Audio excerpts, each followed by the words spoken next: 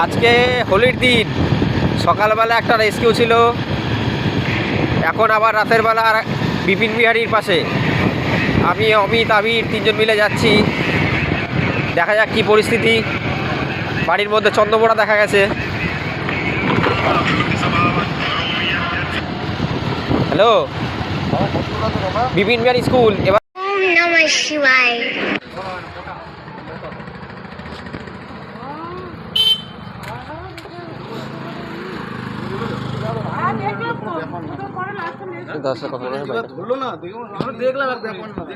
হোলির দিন, এইসব সবাই রং খেলছে। আজকে সারাদিনে রং খেলা তো দূরের কথা, আজকে এই অবস্থা।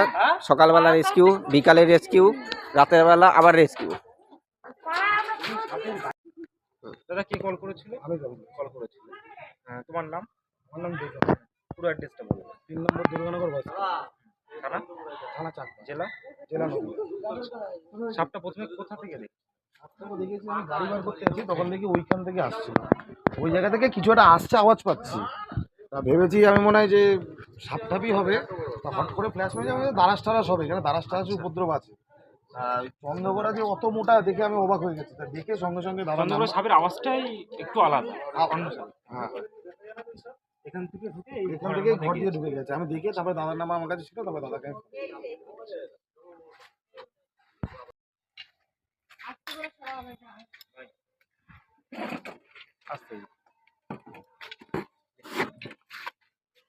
চিনের ওপর তুলে দাও।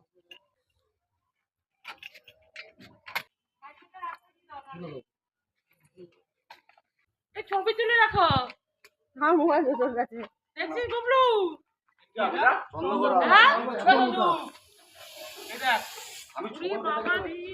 উপরে ঘরটা নামাজ পাচ্ছি। এই তো এখান দিয়ে ঢুকেছে, ঢুকতে দেখেছে।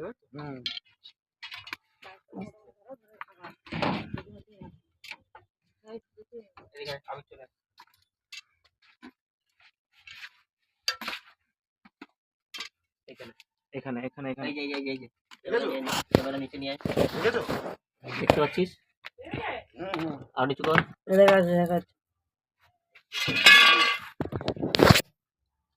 বিশাল চন্দ্রবোড়া, বিশাল সাইজ না? বিশাল সাইজের চন্দ্রবোড়া। বন্ধ করা, আমাকে ডাকতে এই যে একদম ঘরের মধ্যে। ওম নমঃ শিবায়। চলে আসো।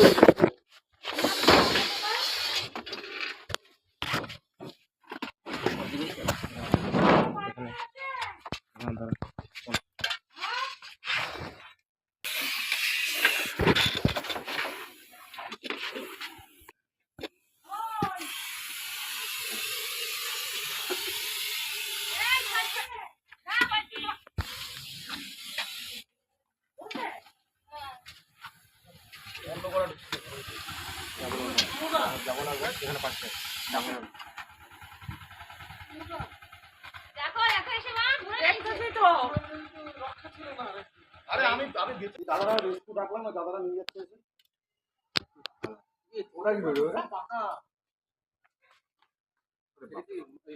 আমরা এই মুহূর্তে রয়েছি চাকদাহ বিপিন বিহারী স্কুলের পাশেই বয়েজ ক্লাব, বয়েজ ক্লাবের পাশে। একদম। দিদির নাম কি? মিতা সেন। আর কে কল করেছিল দাদা? একটু এসো এদিকে। ব্যাগিং করে না আবার বল। ব্যাগিংটা দেখো, ডাবেলটা। বিশাল চন্দ্রবোড়া, বিশাল মোটা, বিশাল মনে হচ্ছে চন্দ্রবোড়া। আর আমি উপরে ঘর থেকে চন্দ্রবোড়া এরকম মোটা বড় টের পেলে কি করেছে? আর আমার পায়ের পাশ দিয়ে গেছে, ফসফস করে আওয়াজ। মানে কি বলতো, যাচ্ছে আমি যেমন দারাস পারাস।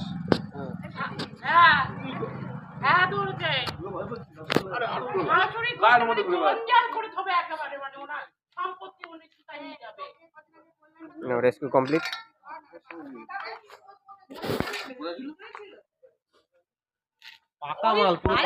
কার্বলিক অ্যাসিডের সমস্যাটা কি হয়, বাড়িতে যে ছোট বাচ্চা রয়েছে, বয়স্ক মানুষ রয়েছে, ওর যে গ্যাসটা, ওর গ্যাসটা হচ্ছে যেই ঘাঁটা ধরো ঘরে দিচ্ছ, ঘরের অক্সিজেন লেভেলকেও কমিয়ে দেবে।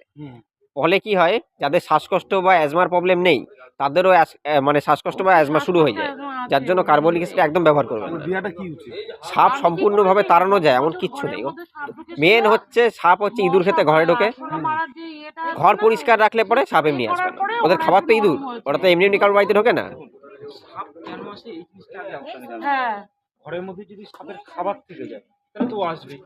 ঘরের মধ্যে যদি কিছু নোংরা থাকে তার কারণে ইঁদুর এই আসে, ঘরটা ব্যবহার করা হয় না তো। তার জন্য এই ঘরটাতে ঢুকেছে। ঠিক আছে, আমি ঘরের মধ্যে ঢুকলাম, এটা হয়তো রান্নাঘর হিসেবে ব্যবহার হতো। না না, এখানে শাশুড়ি মা থাকতেন, শাশুড়ি মা এখন নেই, উনি ওনার মেয়ের বাড়িতে গেছেন। গ্যাসের টেবিল কিছু দেখলাম। হ্যাঁ হ্যাঁ হ্যাঁ, ওটা ছিল কোন সাইজটা? এবার ও এই সাইডটা ওই গ্যাসের টেবিলের সাইডে, এই যে টেবিলের নিচে, এবার ইঁদুর মিড সেলফটার নিচে। ইঁদুর রয়েছে, কারণ হ্যাঁ। দেখে কিছু দেখা গেল ইঁদুরের বাসা টাইপের। এই সাইডে কাগজ ফাগজ কেটে পুরো জড়ো করে রেখে দিচ্ছে। এগুলোকে পরিষ্কার করবেন, হ্যাঁ, কালকেই ব্লিচিং corporate ছেটাবেন, করতে হবে, হ্যাঁ, bleaching, হ্যাঁ। কেমিক্যালের কালো ফেলে এগুলোকে একটু মাঝে মাঝে ব্যবহার করবেন, হয়তো তারপরে আর আসবে না। যদিও আসে, আসার পর এখান থেকে চলে যাবে। ও ওর খাবার খুঁজতে এখানে এসেছে। ঠিক আছে, আপনাদের আশেপাশে কোথাও করবা? আমাদের পড়ে